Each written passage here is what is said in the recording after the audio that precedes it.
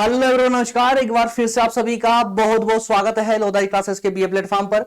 BA second year में आधुनिक भारत के इतिहास वाली सीरीज हमारी चल रही थी और जिसमें हम अभी तक लेक्चर नंबर 24 तक डिस्कस कर चुके हैं। लेक्चर नंबर 25 में 25 में आज हम डिस्कस करने जा रहे हैं स्वामी विवेकानंद से संबंधित जितने भी तथ्य हो सकते हैं उन सब पर हम आज पूरे विस्तार से चर्चा करेंगे और विशेष ध्यान रखा जाएगा कि आपके एग्जाम के दृष्टिकोण से मेन कंटेंट पर हम चर्चा करेंगे कि स्वामी विवेकानंद बेसिकली तो अगर हम जब विवेकानंद की बात करते हैं दोस्तों, अगर हम उनको पूरे विस्तार से पढ़ने जाएं तो शायद ही 4-5 घंटे की क्लास भी कम पड़ जाए, ठीक है ना। तो लेकिन हमें एग्जाम को दृष्टि में रखते हुए कितना कंटेंट हमारे लिए आवश्यक है, हम सिर्फ इतने कंटेंट पर चर्चा करेंगे। स्टेप बाय स्टेप हम पूरी कहानी को समझने का प्रयास करेंगे और धर्म और समाज के क्षेत्र में क्या क्या इनका अमूल्य योगदान रहा है भारत को, ये सारी बातें हम आज के सेशन के माध्यम से समझने का प्रयास करेंगे। और सेशन एक इस दिशा में चलेगा कि आपको कुछ भी रटने की आवश्यकता ना पड़े। आइए शुरू करते हैं अपना आज का सेशन। जो भी नए छात्र हैं, पहली बार सेशन को देख रहे हैं, विशेषकर उन दोस्तों के लिए यह सेशन हिंदी और इंग्लिश दोनों ही कंटेंट के साथ में लिया जा रहा है। इसके अलावा शायद आज के सेशन में इंग्लिश वाला पोर्शन नहीं होगा, ठीक है, तो बदलेंगे, कोई दिक्कत नहीं है। इसके अलावा BA first second third year के सभी ऑलमोस्ट जितने भी सब्जेक्ट हैं वो सारे सब्जेक्ट यहां पर लिस्ट करवा दिए गए हैं प्ले लिस्ट में। आप चाहें तो जो भी सब्जेक्ट आपके सिलेबस में है, जो भी सब्जेक्ट आप पढ़ना चाहें, उसे प्लेलिस्ट में, इसी चैनल की प्लेलिस्ट में जाकर के उस सब्जेक्ट को आप आसानी से पढ़ सकते हैं और उस सब्जेक्ट के नोट्स भी आप वहीं से अर्थात उसी वीडियो की डिस्क्रिप्शन से डाउनलोड कर सकते हो, ठीक है ना। ऑलमोस्ट सभी सब्जेक्ट यहां पर है, वो सब कुछ फ्री ऑफ कॉस्ट है, कोई चार्जेस नहीं है। याद रखिएगा, ना नोट्स का चार्ज है और ना ही किसी लेक्चर का चार्ज है, सब कुछ फ्री ऑफ कॉस्ट है। चलिए शुरू करते हैं। हाँ, इसके अलावा प्रज्ञान की भी तो बात कर लें यार। प्रज्ञान कॉम्पिटिटिव एग्जाम के लिए, चाहे कोई सा भी कॉम्पिटिटिव एग्जाम हो, यूपीएससी पीसीएस से लेकर के पुलिस तक का कोई सा भी एग्जाम हो, आपका वनडे एग्जाम भी चलेगा। उसका जितना भी जीएस वाला पोर्शन है ना, उसमें जो 12 सब्जेक्ट है आपके जीएस वाले पोर्शन में, उन सभी सब्जेक्टों की डिटेल क्लासेस प्रज्ञान हिंदी पर स्टार्ट होने वाली है। और अभी जो है यहां पर एक शॉर्ट सेशन चल रहा है, शॉर्ट क्लासेस चल रही है, फटाफट रिवीजन के नाम से एक सीरीज चल रही है जिसमें हम 5000 क्वेश्चनों को देख रहे हैं, उन पर डिस्कस कर रहे हैं। अभी तक लगभग 1450 क्वेश्चन यहां डिस्कस हो चुके हैं, है ना। प्रज्ञान हिंदी पर यूट्यूब का एक नया प्लेटफॉर्म है जो मेरे द्वारा ही स्टार्ट किया गया है, वहां पर भी सब कुछ फ्री है। जल्दी से जाकर के उसको ज्वाइन कर लें, है ना, सब्सक्राइब कर लें। ज्वाइन दैट मींस कि सब्सक्राइब कर लें और बेल आइकन को प्रेस कर दें और उस प्रज्ञान का जो टेलीग्राम ग्रुप है उसको ज्वाइन कर लीजिएगा, तो सभी नोटिफिकेशन आप तक पहुंचते रहेंगे। और मैं आपसे अभी स्टार्ट बोल रहा हूं प्रज्ञान पर, अभी स्टार्टिंग से लेकर के लास्ट तक, जब तक प्रज्ञान अर्थात कि मैं रहूंगा तब तक ये प्रज्ञान फ्री ऑफ कॉस्ट रहेगा। कभी कोई चार्जेस यहां पर नहीं लिया जाएगा, बिल्कुल इसी प्लेटफॉर्म की तरह हमेशा फ्री ऑफ कॉस्ट ही चलेगा और सभी आवश्यक सामग्री इस प्लेटफॉर्म पर आप लोगों को प्रोवाइड की जाएगी। तो देर ना करें, इसको ज्वाइन कर लें जल्दी से, क्योंकि छोड़ने के बाद में दिमाग से निकल गया तो एक नुकसान हो सकता है, क्योंकि YouTube पर ऐसे प्लेटफॉर्म बहुत कम है जो कंप्लीट कंटेंट, कंप्लीट है ना, वैसे तो बहुत सारे ऐसे प्लेटफॉर्म है जहां पर कंटेंट मिल रहा है, लेकिन कंप्लीट कंटेंट देने वाले YouTube प्लेटफॉर्म बहुत ही कम है, बहुत ही कम। चलिए शुरू करते हैं अपना आज का सेशन। ये आपका सिलेबस है जो मैं आपको प्रत्येक सेशन में दिखाता हूं, ठीक है ना। फर्स्ट सेकंड यूनिट पूरी तरह कंप्लीट अभी तक हो चुकी है। थर्ड यूनिट हमारा चल रहा था। थर्ड यूनिट में ये जो हमारा टॉपिक था, टॉपिक नंबर 16 अर्थात कि सामाजिक धार्मिक आंदोलन, ये टॉपिक आज कंप्लीट हो जाएगा। कल से हम बात करेंगे इसके अगले टॉपिक ब्रिटिश काल में महिलाओं की स्थिति पर। क्लियर है? चलिए, ये पूरा सिलेबस है आपका 5 यूनिट तक का, एक बार देख लीजिएगा इसको। चलिए, टेबल ऑफ कंटेंट पे अगर हम चर्चा करें तो आज हम क्या पढ़ने वाले हैं, आज के टॉपिक में क्या क्या पढ़ेंगे वो टेबल ऑफ कंटेंट में दिखाई पड़ता है। जैसे कि सबसे पहले हम यहां बात करने वाले हैं परिचय पर। स्वामी विवेकानंद का परिचय, उनसे संबंधित कुछ तथ्यों पर डिस्कस करेंगे। जैसा कि आपको एग्जाम में आंसर राइटिंग करनी होगी ना, तो वहां पर भी तो पॉइंट डालने होते हैं आप लोगों को, तो बिल्कुल कुछ भी समझने की जरूरत नहीं है। स्वामी विवेकानंद से संबंधित अगर क्वेश्चन आता है तो बिल्कुल इसी 6 पॉइंटों के माध्यम से ही आप अपनी आंसर राइटिंग करोगे।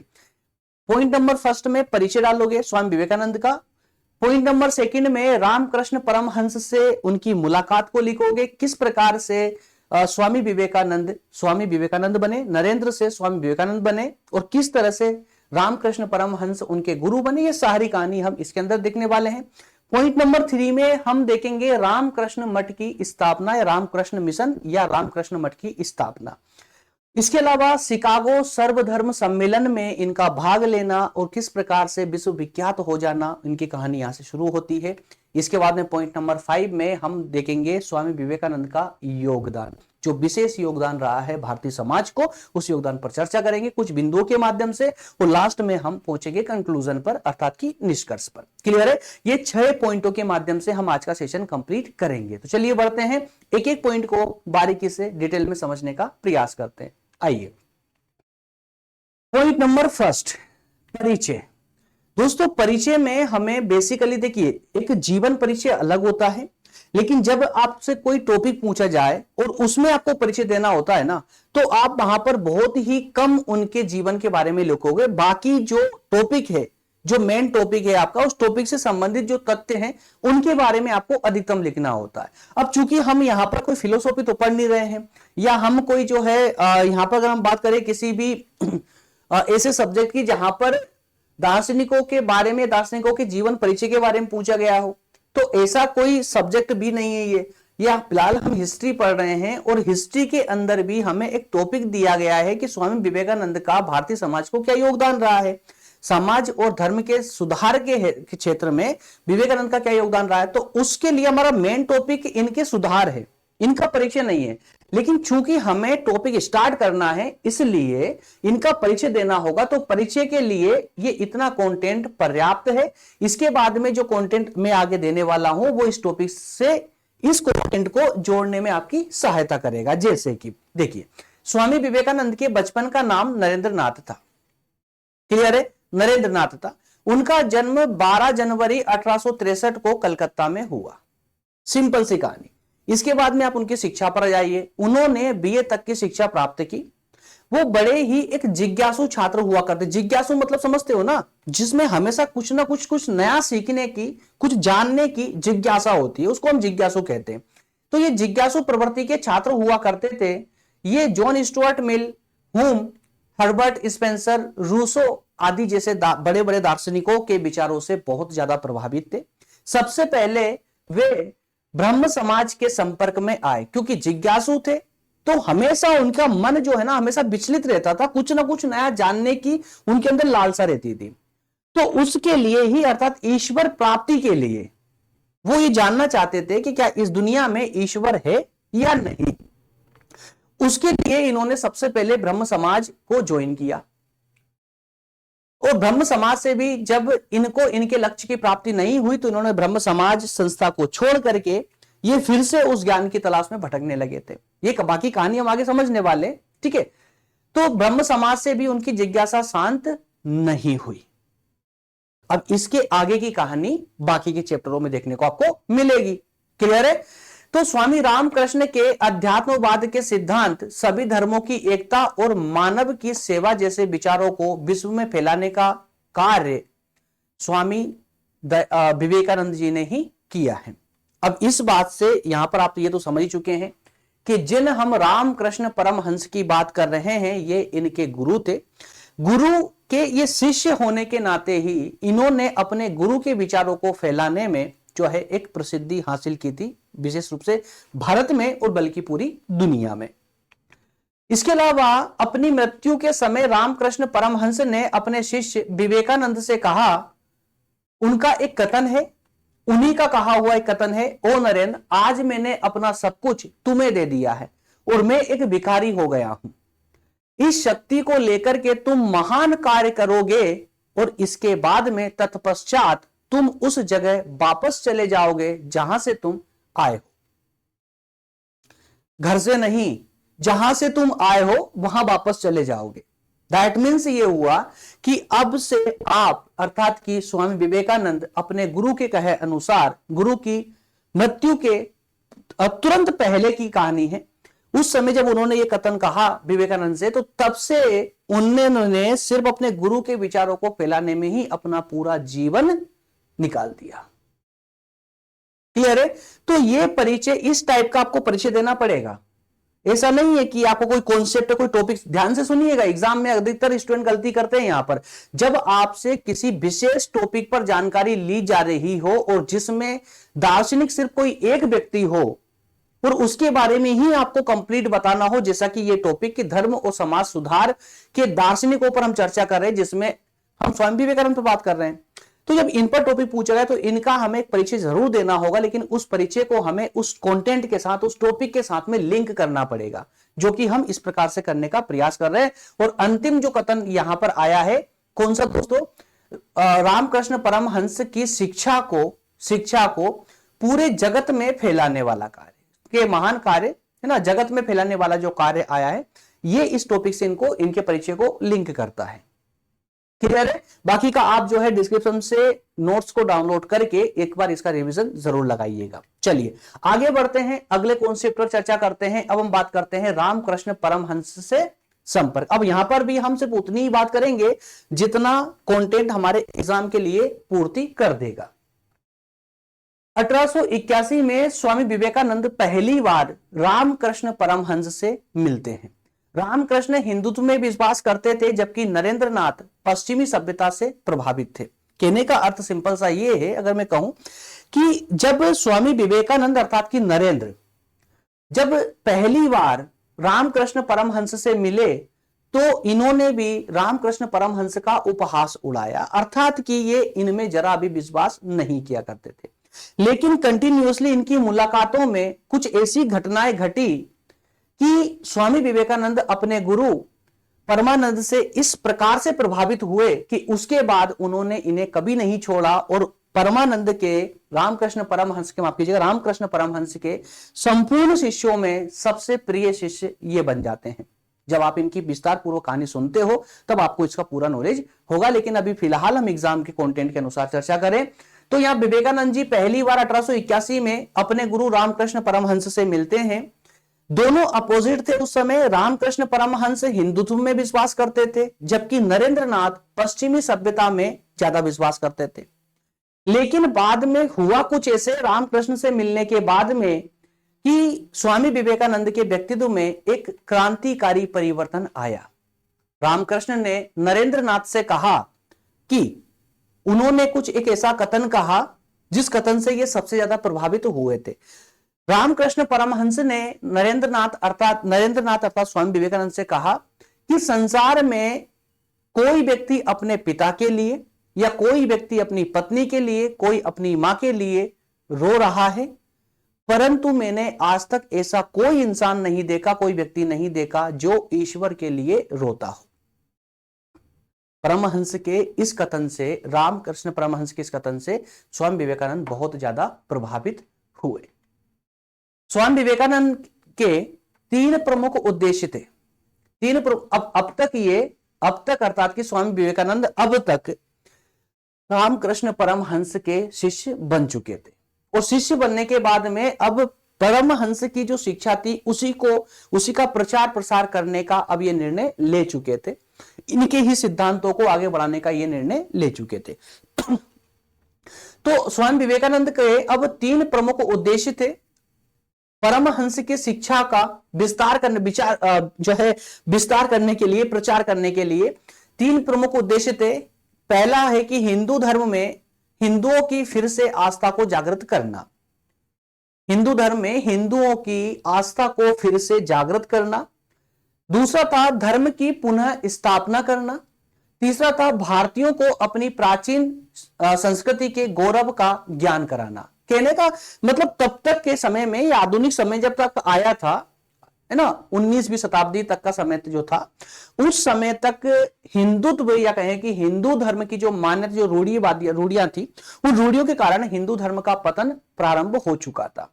लेकिन ऐसे ही कुछ दार्शनिकों के आ जाने के कारण ही हिंदू धर्म की पुनः स्थापना होना प्रारंभ हुआ। इस प्रकार से इन्होंने अपना संपूर्ण जीवन इस कार्य हेतु दिया, अर्थात अपने गुरु की शिक्षा का प्रचार प्रसार करने में पूरे विश्व में प्रचार प्रसार इन्होंने किया।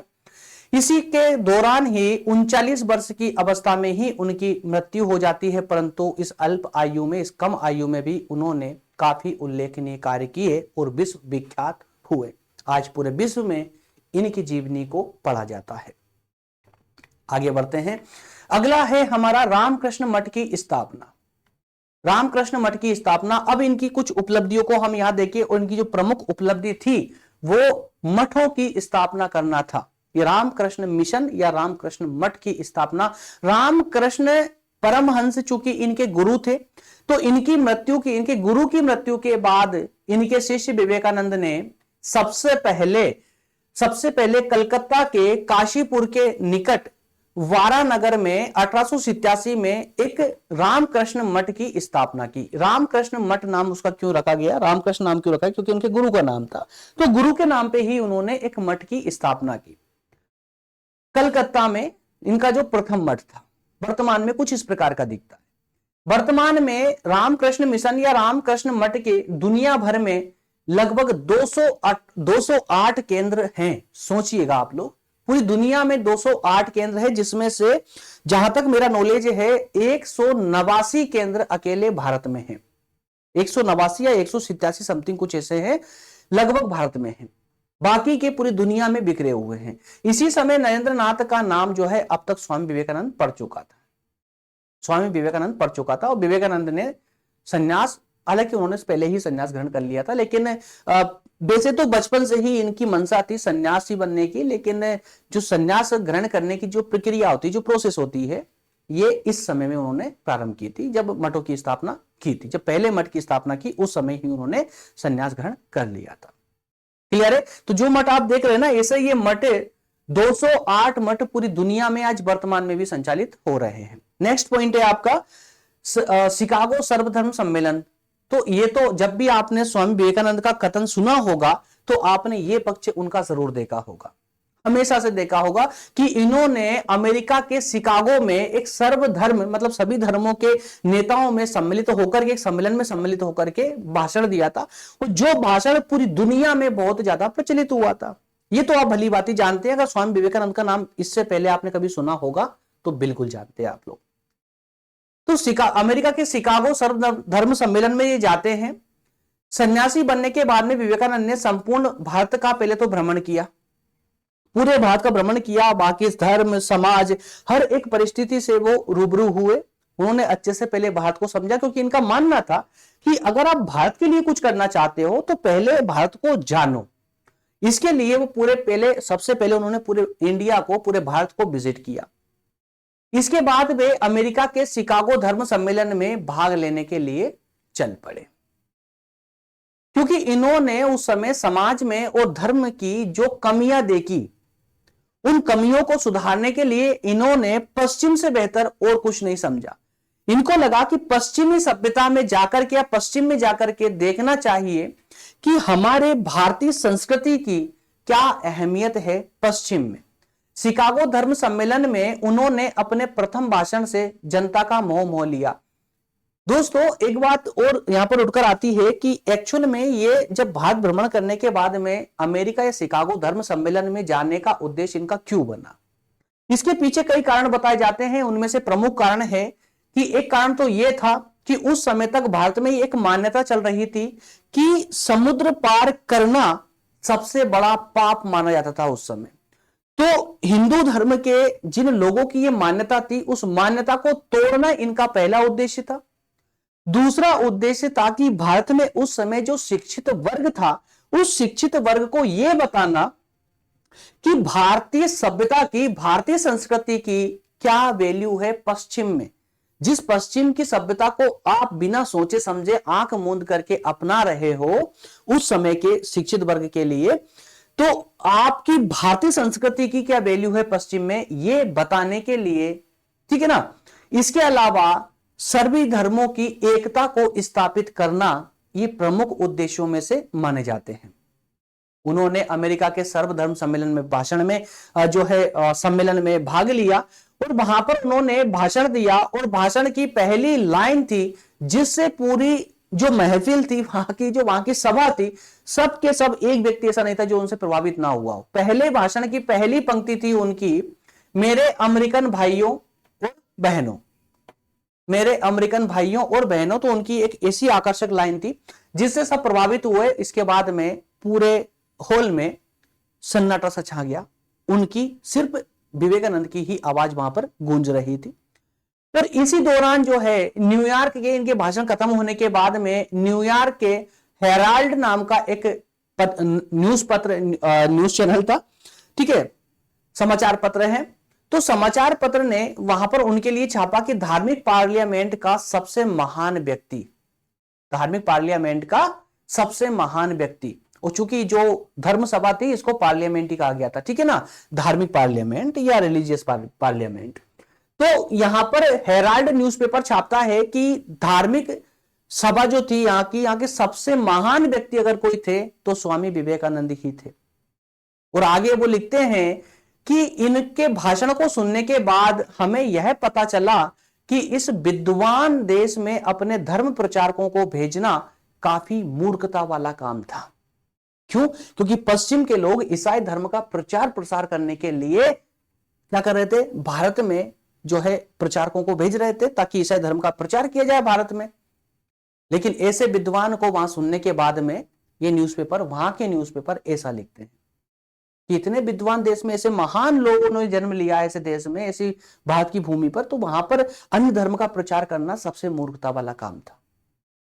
इसके पश्चात स्वामी विवेकानंद ने घूम घूमकर अमेरिका के विभिन्न स्थानों पर अपने भाषण दिए, धर्म और वेदांत पर भाषण दिए। सितंबर 1895 में वह पेरिस होते हुए लंदन पहुंच गए, वहां पर काफी दिन रहे, वहां पर भी अपने वेदांत का परचम फहराया, वहां पर भी उन्होंने इसी प्रकार धर्म प्रचार किया और एक बार फिर से वो अमेरिका गए। इसके बाद 1897 में अर्थात 1897 में वो वापस भारत आ गए।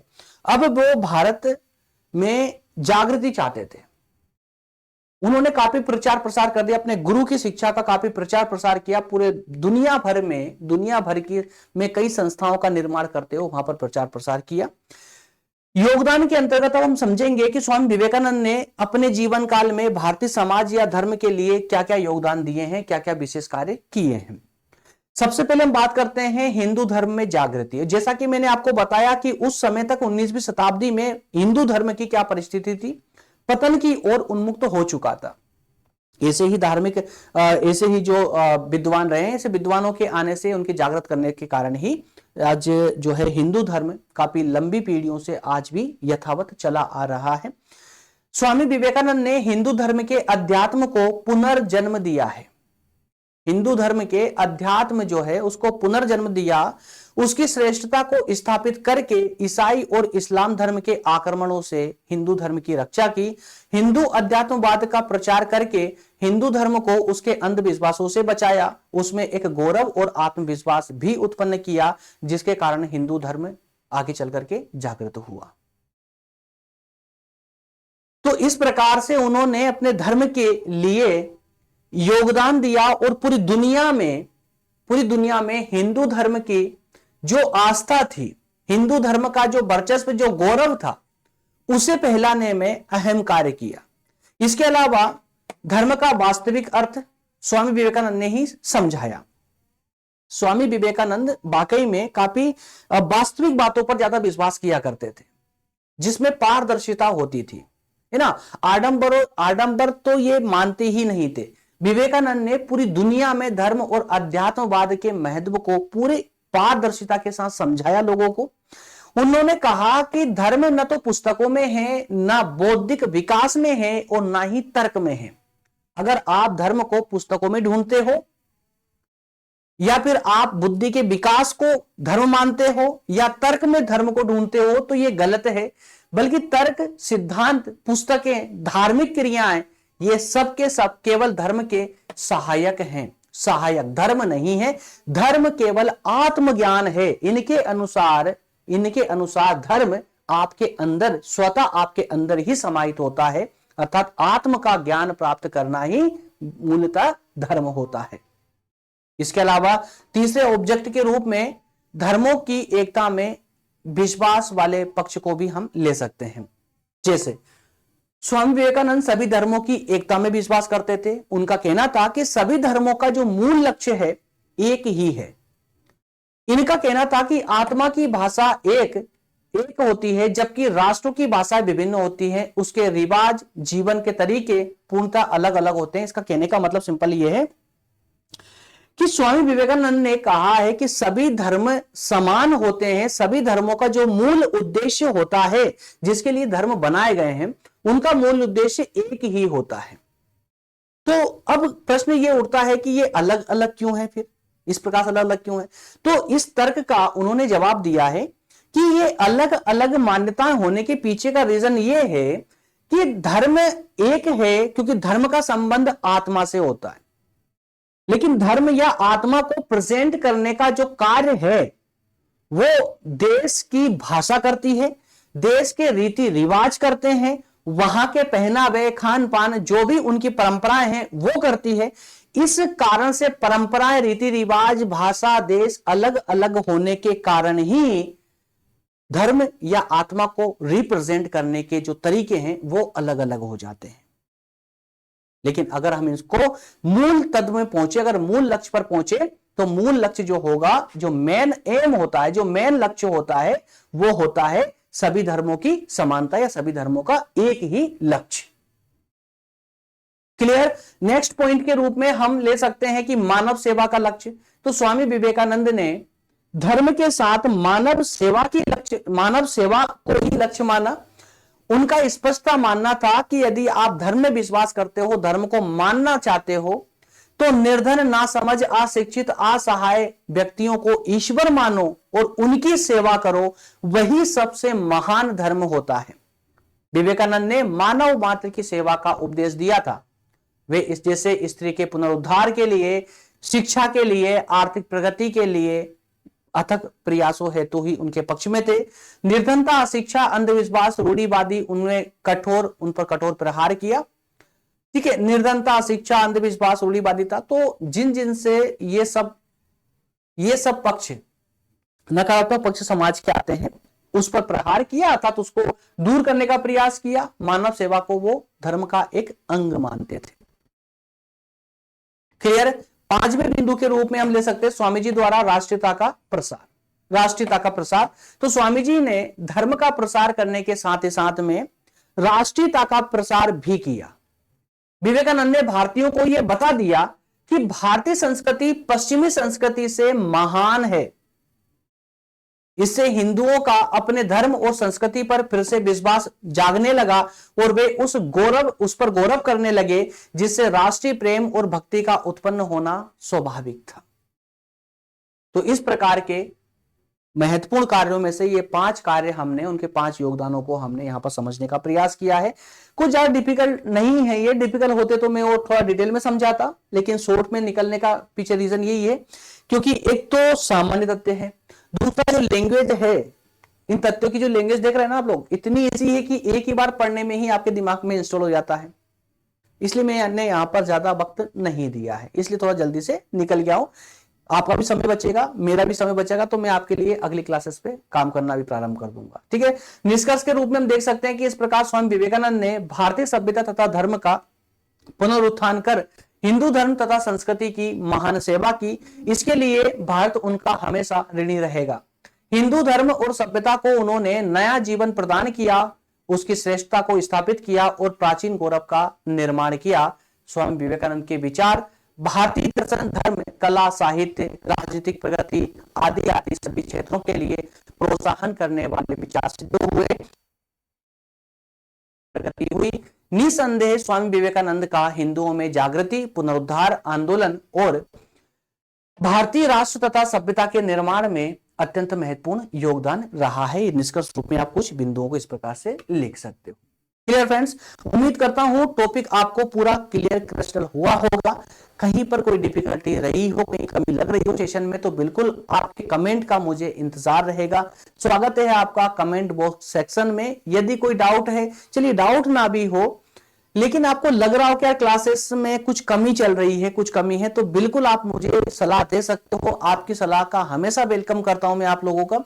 और जो आप एडवाइस देते हो ना, उस एडवाइस को ऐसा नहीं है कि खाली में बस कमेंट में पढ़ लिया और भूल गया, ऐसा नहीं होता है। आपकी कमेंट को 100% अप्लाई किया जाता है सेशन पे। ठीक है ना यार? देखिए गलतियां सब करते हैं, तो हो सकता संभवता कि सेशन के माध्यम से कुछ गलतियां यहां पर हमसे हो रही हो, या फिर नजरअंदाज कर रहे हो, या फिर हो सकता है कि वो कमियां हमको दिख ही ना रही हो। तो कमियों को बताने का कार्य भी तो आप ही करोगे ना, तो थोड़ी सी आलोचना भी है ना जरूरी है।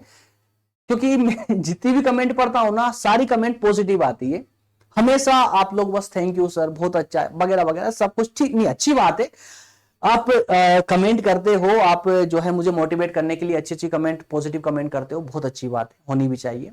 लेकिन कुछ जो कमियां आपको दिखती हो तो उसको भी आपको बताना आपका ही जो है एक फर्ज बनता है, आपका ही उत्तरदायित्व बनता है। तो कमियां बताइए सेशन की, उसे हम पूरी तरह से कंप्लीट खत्म, उन कमियों को खत्म करने का पूरा प्रयास करेंगे। नेक्स्ट सेशन में दोस्तों हम लेंगे ब्रिटिश काल में महिलाओं की स्थिति, सेशन नंबर 26 में, है ना, लेक्चर नंबर 26 में ब्रिटिश काल में महिलाओं की स्थिति हमारा नेक्स्ट टॉपिक होगा।